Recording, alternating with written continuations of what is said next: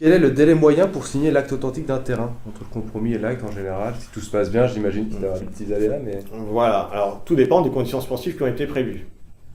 Si il n'y en a aucune, un acquéreur qui paye rubis sur l'ongle et pas de droit de préemption de la mairie et pas de condition d'obtention d'un permis de construire, j'ai envie de vous dire, en un mois c'est plié. Et ça, c'est pas le cas le plus fréquent.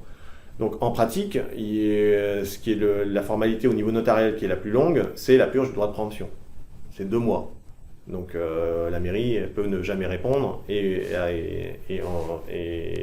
donc on doit attendre ce fameux délai de 2 mois pour, quoi qu'il arrive, passer la vente. D'accord. Donc usuellement, dans des compromis de vente, on prévoit un délai de 3 mois si il n'y a que, en conditions suspensives, l'obtention d'un financement et la purge d'un éventuel droit de préemption. D'accord.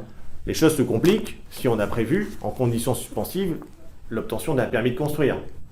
Ce qui est recommandé. Donc. Ce qui est totalement recommandé, mais que le vendeur peut ne pas vouloir mettre dans le compromis. Mais j'insiste là-dessus, je recommande à l'acquéreur d'essayer d'obtenir cette condition.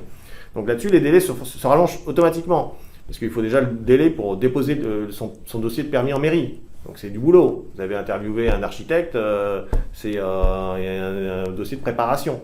Donc en général, dans les compromis, on prévoit un délai d'1 mois. Pour un dossier classique, pas un château, mais une maison d'habitation normale, c'est un délai usuel. Donc vous avez 1 mois pour le déposer. La mairie, elle a 2 mois pour l'instruire. Si le dossier n'est pas complet, elle peut demander des pièces complémentaires. D'accord. Donc on est déjà à 3 mois.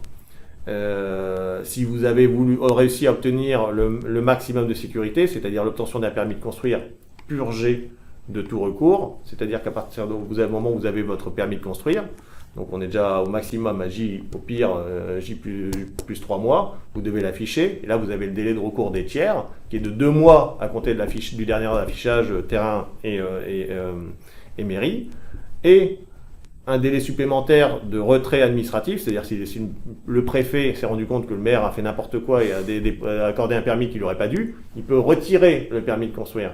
Et ça, c'est un délai d'1 mois supplémentaire. Donc en théorie, on peut arriver à 6 mois. Donc, mais tout dépend, voilà, des conditions suspensives qui ont été mises dans le compromis. Voilà. Donc ça peut aller de 1 mois à 6 mois. Parfois 6 mois.